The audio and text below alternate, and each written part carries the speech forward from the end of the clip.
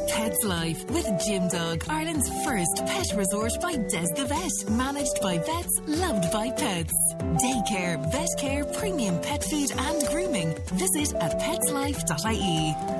And it is a Pet's Life with Des Groom, and we are here to answer your questions and queries. And if you've got a question, you can do so at 0833 97 97 97. Longevity. The lifespan of a dog, a cat, a mouse, a rabbit, a goldfish. Well, not really going that direction, but when it comes to animals, I think that the longevity has certainly changed over the last few decades or so, has it? Yeah, hi John. Yeah, people are fascinated with life expectancy questions. They always ask, how long does this breed live for? And all the rest of it. Is that before getting them? Is that before when the puppies, general chit-chat? Generally when they come in, general chit-chat in an annual vaccination consultation or check-up, or when they get the puppy. Yeah. They're fascinated with it. And the good thing about that level of fascination with life expectancy is that they're more open to doing what's required to extend the life expectancy, to improve it. Yeah. And there's a lot that can be done, obviously, to improve life expectancy. You often hear, whether it's an old wives' tale or not, I don't know, but you often hear that the old mutt, there's an old mutt, a cross between or whatever, lasts for 17 or 18 years, and some of the purebreds would last 3 or 4 years less, or whatever. Well, there's an element of truth in that. Okay, is there? Okay. There is. So crossbreeding to create hybrids or outcrosses does result in a healthier type of dog. So the hybrid mix generally is healthier, but it's not uniformly true. What is uniformly true is that smaller dogs generally have a better life expectancy than larger dogs. Is that due to healthiness and weight and everything else? Yeah. But larger dogs get more health issues. Smaller dogs seem to be tougher and hardier and better able to get on with life in the world. But there is a lot of genetic diversity in dogs. Okay, so we'll come to that in a second. You want to hit on cats first? Yeah, because cats are interesting because there isn't as much genetic diversity you see in cats. They're a more uniform population. They're more homogenous.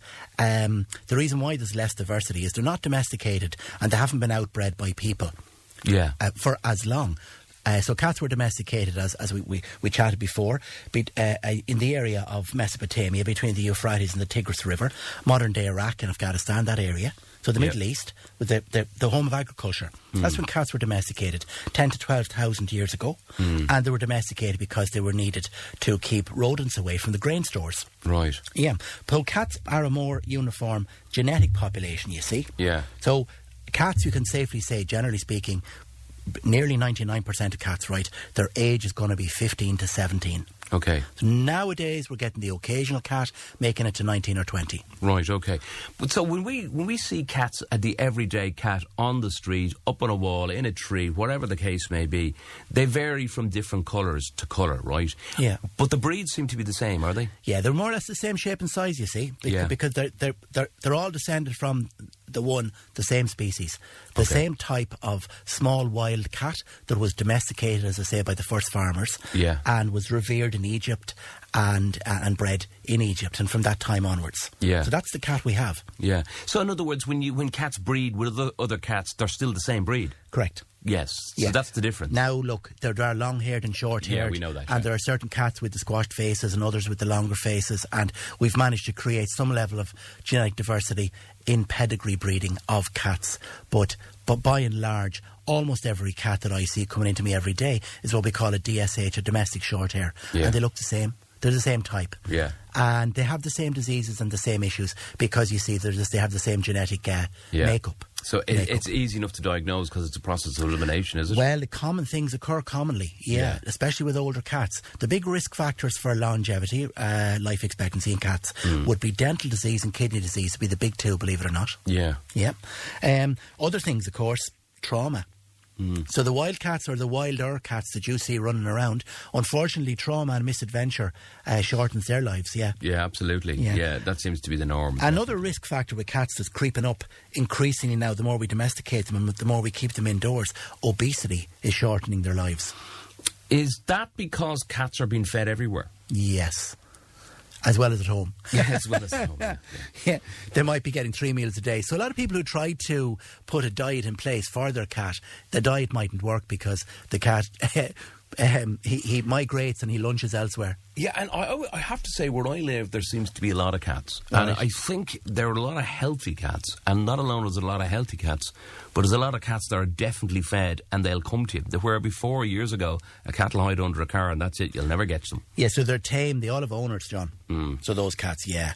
So the dog, or the cat that ran away and wouldn't come to you, that was the semi-feral cat, as we say. Yeah, absolutely. In the countryside, country areas. And the life expectancy of your everyday cat would be 15, 14, 15? 16 or 17. It's creeping up a little. As I say, the risk factors that usually get them 10, 12 years of age. But if they live up into older age like that and they're coming in and out for regular vet care, yeah, they can nowadays easily make it to 16, 17. What's the best way? Cats do their own thing. It's not a case you can go out and bring them on a lead and walk a cat. But what's the best way environmentally for cats? Indoors, outdoors, a cross between, play it by ear? Because I've got a cat that will go out and stay out all night and other days it'll just come in and crash out. Yeah, mixed lifestyle is the best for them. Yeah. You do need to allow them choose. Okay. And rest when they need to rest. They're not nocturnal in the sense that some small furry little creatures can be nocturnal, but I think they're partially nocturnal in the sense that they're very active at night. They love to hunt at night, and they'll come in and sleep then. Plus, I think it's seasonal too, isn't it? Because if it's summertime and there's more mice around, or there's more birds to be got, or there's more whatever acting the maggot that they're going to be doing, yeah, they'll be busier. They'll be busier. They will. Yeah. They will. No, so I think a mixed lifestyle is better in terms of lengthening their life, improving their life expectancy. Generally speaking, the longest living cats are the ones that have a very active full life in their early years, and as they get into old age, the owners are cognizant and aware of that and are considerate and are giving them the option of being indoors more and more.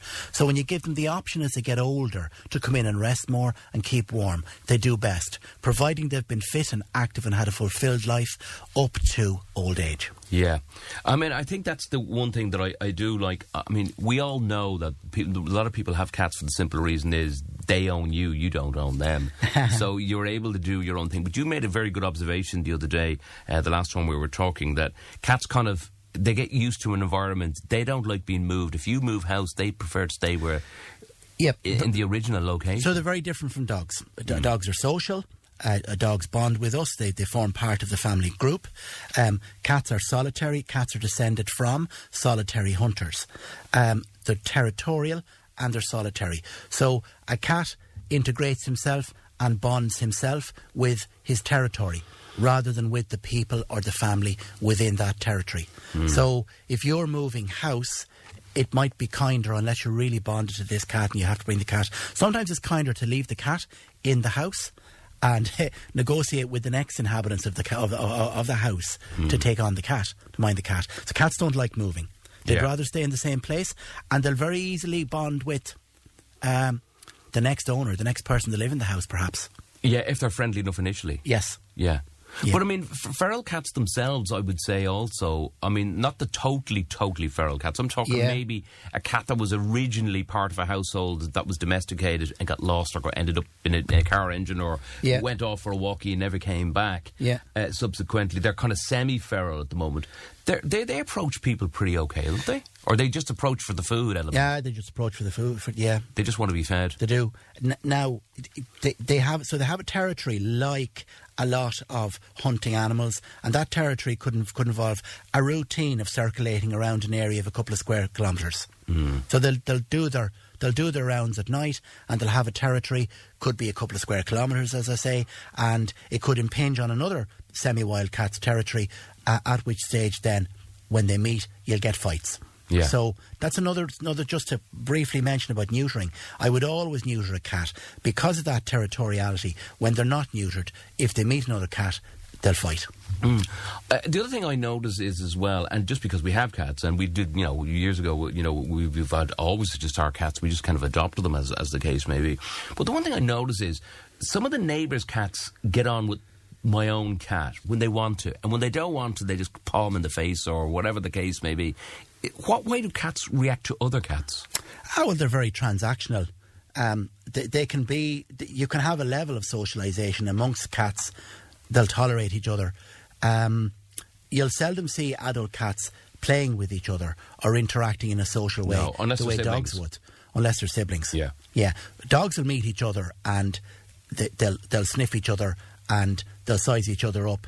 and they'll decide whether they want to play together or kill each other or whatever it is. But there's always a social interaction. Yeah. With cats, sometimes those social interactions can be just a level of apathy. And there'll only be an interaction if there's some type of a resource, food or shelter involved that suits them.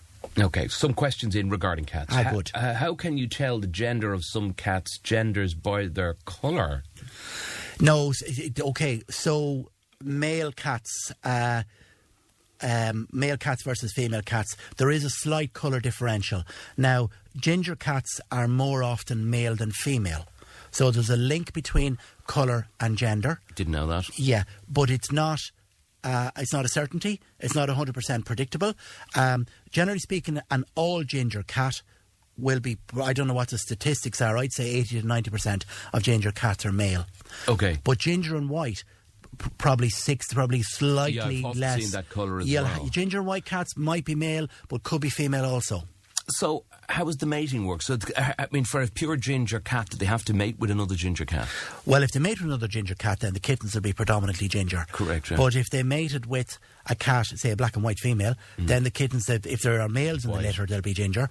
If there are females in the litter, they could be ginger and white or black and ginger. Didn't or know ginger that or black either. and white. That's very So that's where the mixes come in. Another interesting colour to talk about, what's called tortoise shell.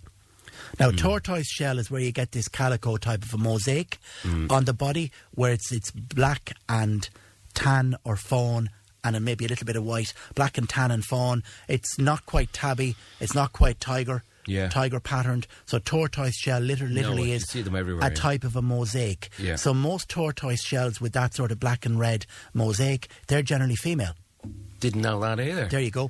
And there's a peculiarity there. If you were to see a genuinely tortoise shell male cat, he'd be infertile. Okay, infertile. Yes. Okay, so here's the question. So if a cat arrives into the cage or taken out of the cage, you guys nearly know what sex it is We'd before. nearly have a hunch from looking at the kittens by their colour as to whether they're male or female.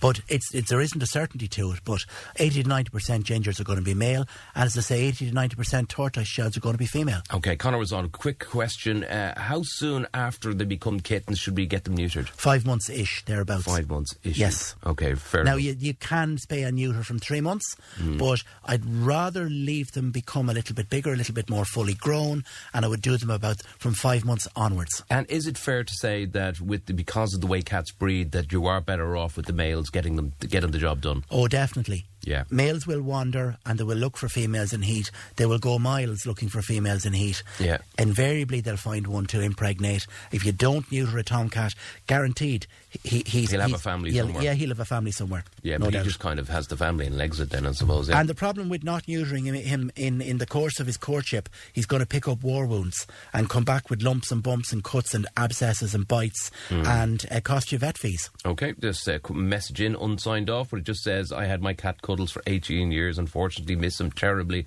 Lovely discussion about cats. Thank you very much. Thank you that's good. as well. Another one came in regarding my long-haired ginger cat male, about a year old, impossible to keep grooming, and I also find there's always seems to be mites living in the long hair and subsequently red rashes. Yeah, that's an interesting point. The big fluffy cats are quite high maintenance. Okay. They require a good bit of grooming. Yeah. And grooming cats is not simple. An awful lot of cats who come into us have to be sedated to be groomed. Yeah. They don't tolerate the brushing or any type of excessive handling like that. Unfortunately, if you have a fluffy cat, you need to start grooming it very young, 3 to 4 months of age, to get it used to the process so that it'll tolerate being groomed, or else what will happen is it'll be twice a year. So when we have to sedate these cats, we don't want to be doing it as often. So it'll be a twice a year trip to the vets to be sedated and have a good full clip out and a good proper groom, and that's going to be €100 plus every time. Okay, Martha was on. She says she has a 7-year-old black cat that actually loves staying around the house, male and neutered. And used to wander off for a while, but now subsequently stays close to home. Yeah, the neutered males become friendly, become social, and they domesticate quite readily once they're neutered. Yeah. Become. A lot of people will say that their cat can be as friendly and as tame and as sociable and as communicative as a dog. Yeah. There are cats that develop a personality and can socialise and communicate almost like a dog. Okay, lots more questions beginning to come in regarding the cats. How can I keep stray cats away from my back door and garden? Just don't leave food out. It's really difficult. The very first simple thing, John, exactly as you said, don't leave food out. They'll come looking for food. That's the raison d'etre. So don't put food out, discourage them, and they'll go away. And they'll relocate to someone who probably is putting food out. Yeah. Mary's on just to say she finds cats very, very clean animals. They are much cleaner than dogs to keep and easier to maintain. Yeah, that's true. Yes, in the sense that because they're territorial hunters, they will bury their own feces. That's one thing about them. So they're very clean because in the wild, they like to hide their presence. They like to disguise where they are. Excuse me, conceal it from other predators. So they actually dig little holes and bury their own feces. So that's why they're clean. Yes.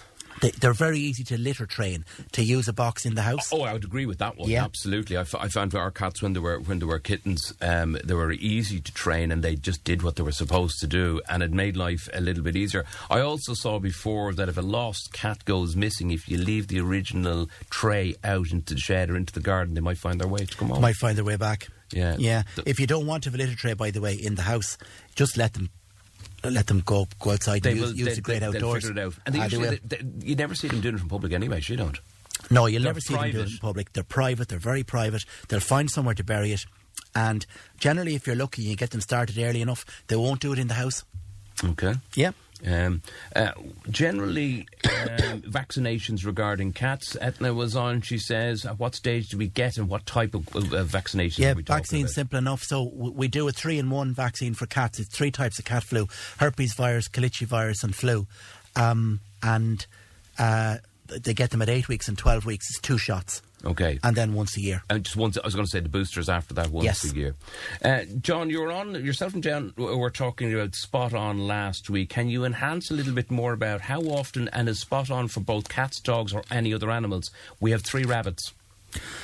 Okay, well, rabbits, first of all. Rabbits could be done for mites a couple of times a year. Okay. There is a little Spot On, which is an ivermectin-based Spot On. Ivermectin is a strong chemical. It's one of the oldest wormers that has ever been used by humans or by doctors or vets. Yep. And there's an ivermectin Spot On for rabbits, which will treat rabbit mites. So somebody that has a bit of a colony there of 3 rabbits, yeah, definitely they should be done for mites, because they can pick them up outside during the spring and summer from not direct contact, but even indirect contact with wild rabbits will transmit mites to your pet rabbits. So there's a Spot On for rabbits. I would recommend it being done a couple of times a year. Okay. Now, the Spot Ons for cats, right? Products I would mention would be Stronghold, Broadline, NexGuard, Spectra. They'd be the 3 that spring to mind. They're the all-in-ones, Spot Ons. Now, for an outdoor cat with very little contact with people and very little contact indoors, probably 4 times a year would be sufficient for an outdoor cat. But as we said on this show last week, the recommendation for very domesticated, in other words, indoor cats, should be done monthly. Okay. On to Paul. Paul said he's got a 4-year-old male cat who's neutered, who just seems to be gone off his food lately. We tried him on the dry food as recommended by Des. Did really well for the first couple of weeks, but subsequently he just doesn't seem to be right. I wonder, has he toothache? Okay, from chewing the nuts. Yeah, that'll be the first thing. Let's have a look and see what his teeth are like. Okay. As we were saying about the risk factors for life expectancy, the risk factors for disease in cats, dental disease, believe it or not, is top of the list. The first thing most vets do is have a look inside a cat's mouth. But how, I mean, look, let's be honest, when it comes to cats, people are more likely not to bring a cat to a vet till they actually have a problem. Yeah. That's the fact of it, is it? Oh, that's the fact of it. Unfortunately, there isn't as much preventative care of cats as there is of dogs, because cats are more outdoors and they're more solitary. But when you say, define a problem, any animal off its food, that's a problem.